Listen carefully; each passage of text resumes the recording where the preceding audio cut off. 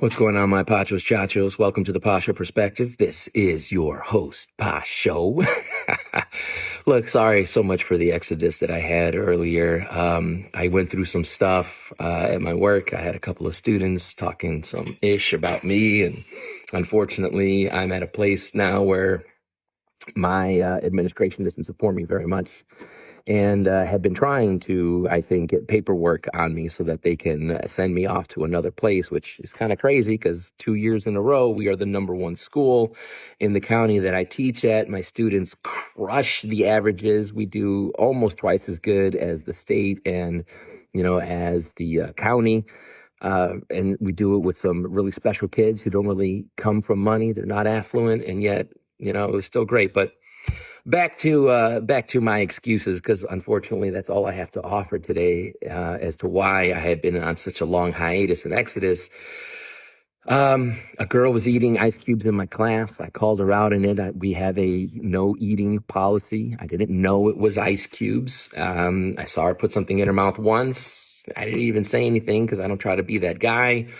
I saw her do it again, and I called her out on it. And then instead of just saying, okay, I'm sorry, I'll stop doing that, she lied and said that she wasn't eating anything. And then when I went up to her desk to, see if there was any bags or any kind of evidence that I could find, she opened her bag on her own to show me that there was nothing in it, and then admitted and explained to me that she was eating, but it was just ice cubes, which in my class, I don't care about ice cubes. Like, that is such a stupid reason for interrupting a class. I mean, I apologized to her. I apologized to the class like twice because I thought it was so stupid to interrupt over something so dumb, where she could have just told me while I was in the front of the class, it's ice cubes. And then I would have been like, oh, okay, just, don't spill or whatever.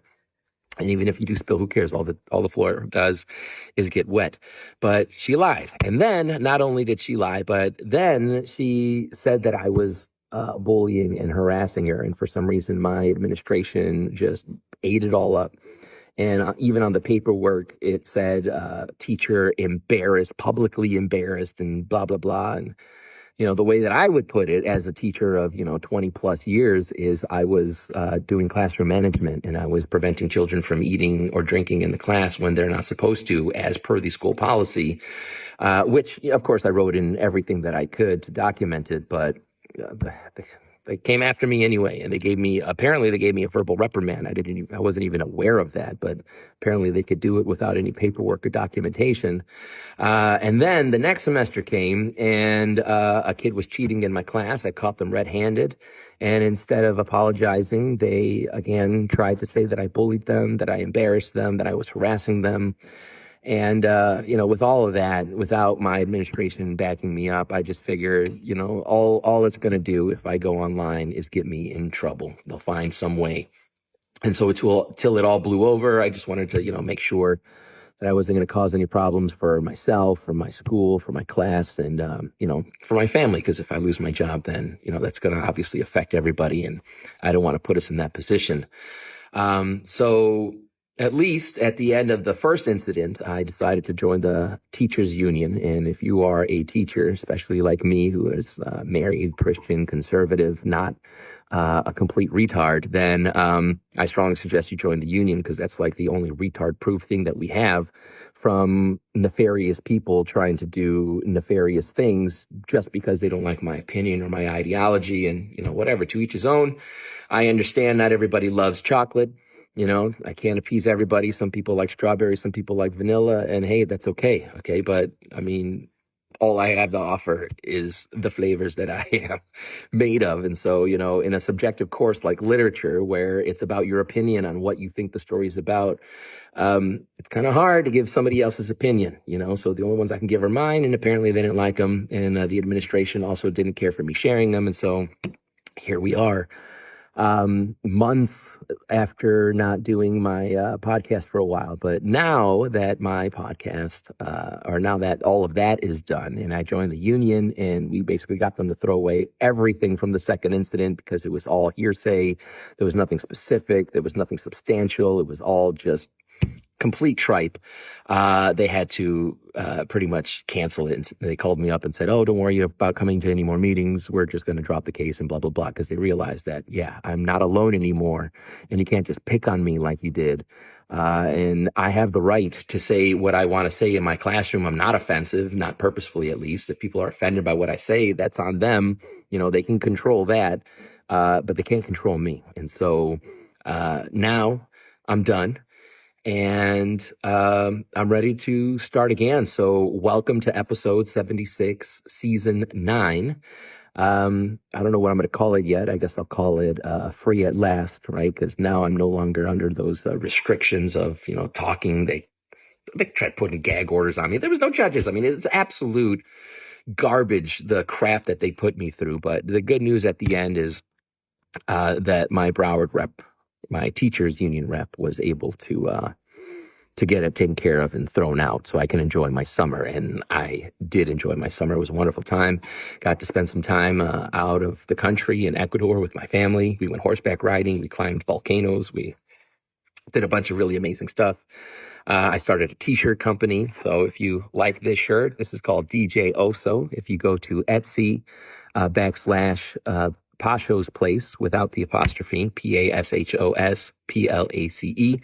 You should be able to find all my gear there. So if you want to support a Christian, married, conservative teacher who has been pretty much in the top 3 of high schools in the district as well as the state for the last, I don't know how long have I been teaching, 20 plus years, then please do support me. And then maybe one day we can just talk and I'll be, doing this instead of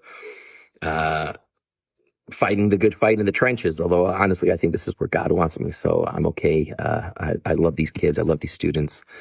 I think I'm decent at what I do. And, as long as they're going to keep me here, then I hope to continue to teach the good word, to be a fisher of men, to present my Father to all the people who come into my classroom as a good Christian should do.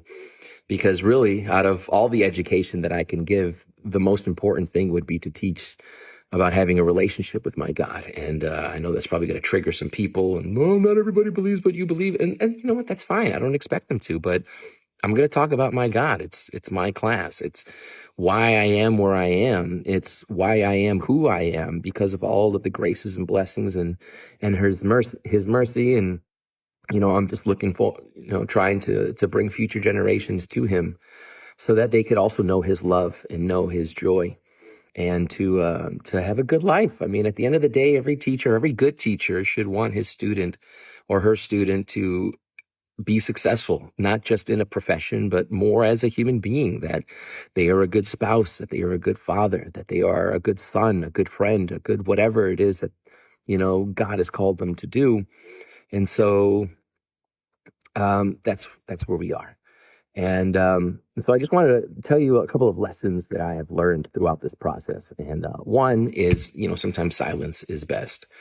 And I think I would have gotten myself in trouble with, the emotions and everything that I had going under it. I mean, how do you expect an innocent man to behave when he is being accused of things that he knows he has not done? I mean, it has been very emotionally stressful on me, but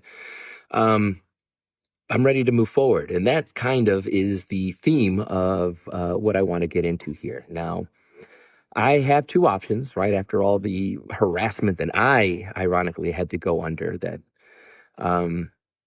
is this. I could either dry up like a bitter shrew and take it out on my students and, half work and not really do the best that I can and allow my school to move from number 1 2 years in a row to 100. I mean, who knows, where we would fall. I don't think we'd ever get that low. We've got some really great students here, but, or, the other option other than, just giving a half a day's work for a full day's pay is to forgive them, and I'm going to use my testimony as an example of forgiveness because I no longer teach young freshmen as I used to. They have now made me the junior teacher, so I'm dealing with a little bit more mature students, 15 going on to 16 already.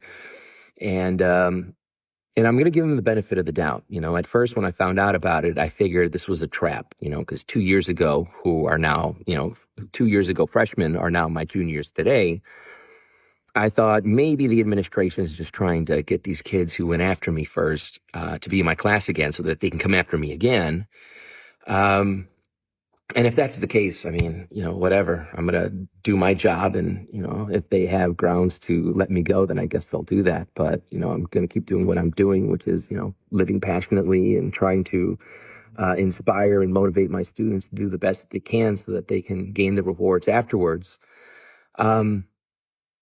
So I'm going to instead give them the benefit of the doubt. And instead of thinking that they are being nefarious, trying to put students in my class who they already know will come after me, that I'm going to use this as a way of showing mercy and forgiveness.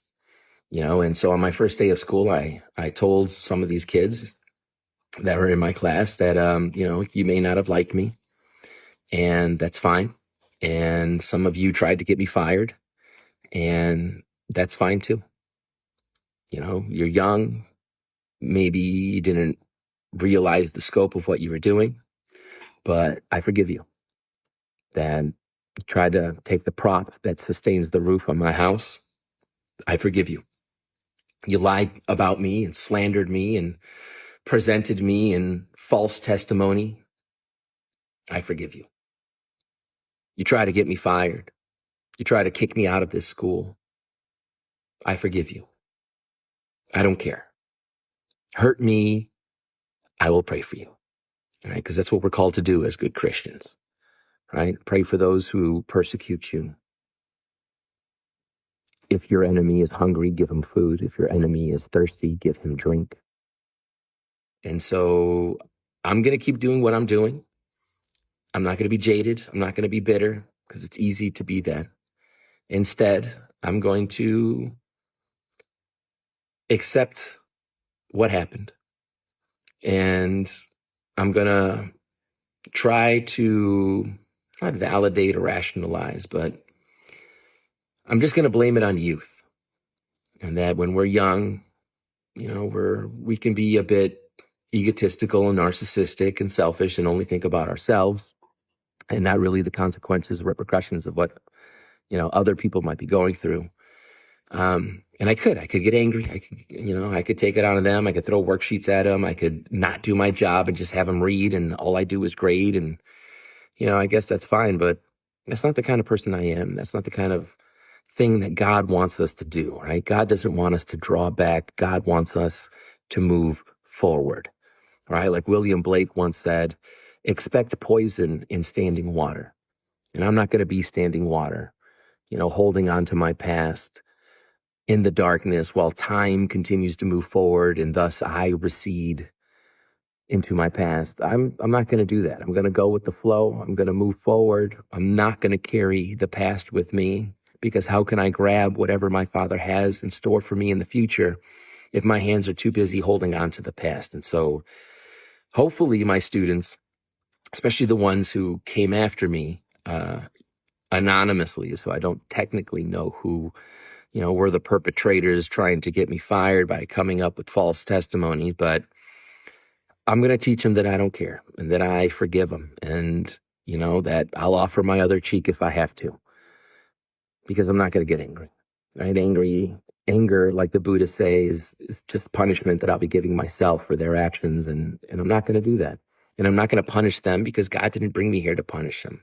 Revenge is his, and I'm going to let him have it. And so the revenge that I'm going to seek is living the good life. And I hope that you guys, if you're in any situations that are stressful and disheartening like I was, I hope that you can learn from this podcast that you just need to move forward. If Disney did anything right, it was creating the movie Meet the Robinsons, where they stress the point of keep moving forward, because you can't stand still. Standing still is receding because time will continue to move forward.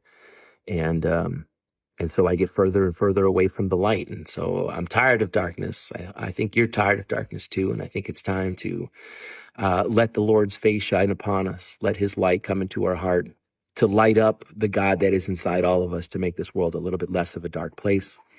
And so I know it's not a good reason or a good excuse as to why I have been silent for so long, but I promise you that going forward, that we're gonna make it.